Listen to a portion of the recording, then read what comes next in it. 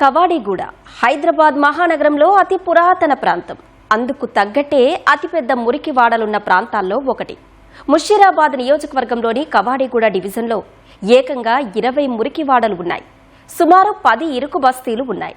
Lower tank bund, Indira park, Dharna Chowk వంటి ప్రాంతాలు ఇక్కడే ఉన్నాయి. ఇదే సమయంలో ఇరుకైన రోడ్లు, శిథిలావస్థకు చేరిన భవనాలు, అస్తవ్యస్తంగా ఉన్న రోడ్లు, డ్రైనేజీలు, ఇలా చెప్పుకుంటూ పోతే ఎన్నో సమస్యలతో సతమతమవుతున్న కవాడిగూడ డివిజన్ ప్రజల ఘోషలపై మన డివిజన్ స్టోరీ. మా పిల్లలు మేము ఇంట్లోనే చావాలి, ఇంట్లోనే బతకాలి.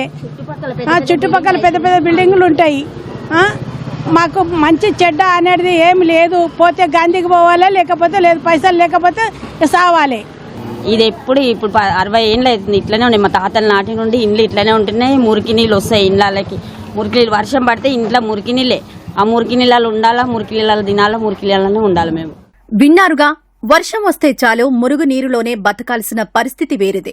ఇరుకైన రోడ్లు, కాలు దూర సందులేని చిన్న చిన్న బస్తీలు, ఎప్పుడు కూలిపోతాయా అన్నట్లుండే సర్కారీ ఎంసీహెచ్ క్వార్టర్స్.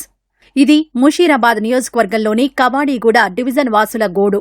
అధ్వాన్నమైన డ్రైనేజీ వ్యవస్థ, కలుషితమైన తాగునీరు, చెత్తతో నిండిన కాలనీలు, ఇలా పుట్టెడు సమస్యలతో పూటకో నరకం అనుభవిస్తున్నారు. లోయర్ ట్యాంక్ బండ్, కనకాల కట్ట మైసమ్మ దేవాలయం, రామకృష్ణ మఠం సహా అనేక ఉద్యమాలకు కేంద్ర బిందువైన ఇందిరా పార్క్, ధర్నా చౌక్, ఇన్ని చెప్పుకోదగ్గ ప్రదేశాలున్నా చెప్పుకోలేని సమస్యలు కూడా ఎన్నో ఉన్నాయి.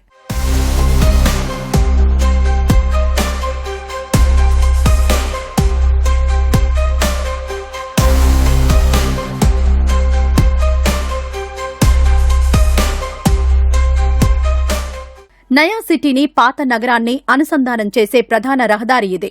పెరిగిన రద్దీకి అనుగుణంగా రోడ్ల విస్తరణ జరగనందున ట్రాఫిక్ సమస్య విపరీతంగా పెరిగిపోయింది.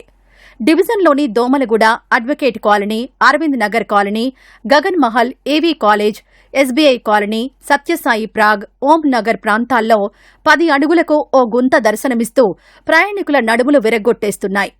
రహదారిపై వీధి దీపాలు వెలగనందున రాత్రి వేళల్లో తరచూ ప్రమాదాలు జరుగుతున్నాయని స్థానికులు చెబుతున్నారు. ధర్నా సమయాల్లో రోడ్డును బ్లాక్ చేయడం వల్ల ట్రాఫిక్ రద్దీ విపరీతంగా పెరిగిపోతోందని ఆవేదన వ్యక్తం చేశారు. కవాడిగూడ ఉన్నికోటలో నుండి కొత్త బజార్ వరకు ఉన్న రోడ్డు తవ్వి వదిలేసి అలానే ఉంటే ప్రజలు నానా ఇబ్బందులు పడుతుర్రు. కోరిక పెరిగిన పాపులేషన్కి అనుగుణంగా మన రోడ్లు కూడా వెడల్పు కాలేదు. అదొక సమస్య ఉండగా ఈ ధర్నా సమస్య అనేటువంటిది కొంచెం ఎక్కువగానే ఉంది. ఈ ధర్నా చేసిన ప్రతిసారి కూడా ఈ రోడ్డు బ్లాక్ అయిపోతుందండి. బయటికి వెళ్ళడానికి వీల్లేని పరిస్థితి అన్నమాట. ఈ రోడ్డు మాత్రం అధ్వానంగా ఉంది. ఎన్ని అధికారులకు ఇచ్చినా ఎవ్వరు స్పందిస్తలేరు. మాకు ఇబ్బంది అంటే చాలా ఇబ్బంది అవుతుంది. మాకు చాలా ఇబ్బంది అయిపోతుంది. ఈ రోడ్డు మొత్తము గుంతలు గడ్డలు అయిపోయినాయి. రోడ్డు తవ్వి కమ్సే కమ్ ఒక 3 నెలల దగ్గరకు వస్తుంది. ఇది ఎట్లా మరి టక్కలు రైతున్నాయి, కింద పడిపోతున్నారు, గుంతలు అయిపోయింది.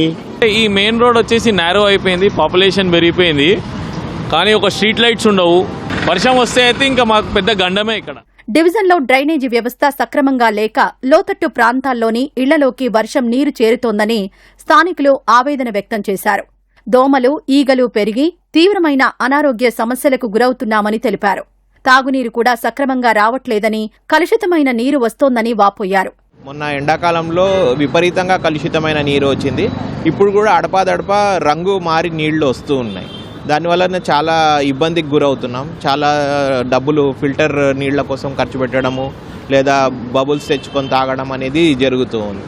ఇంకొక ప్రధాన సమస్య మా దగ్గర ఈ Ashok Nagar bridge work repair అయ్యి చాలా రోజులైంది.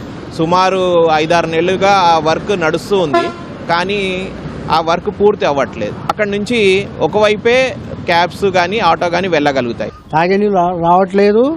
అందరూ డబ్బాలు పట్టుకొని పోతున్నారు. బోరింగ్ల దగ్గర పోయి తెచ్చుకుంటున్నారు.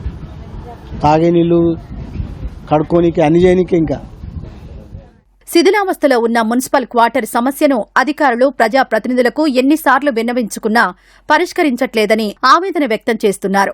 ఇప్పటికైనా స్పందించి సమస్యలు తీర్చాలని అభ్యర్థిస్తున్నారు.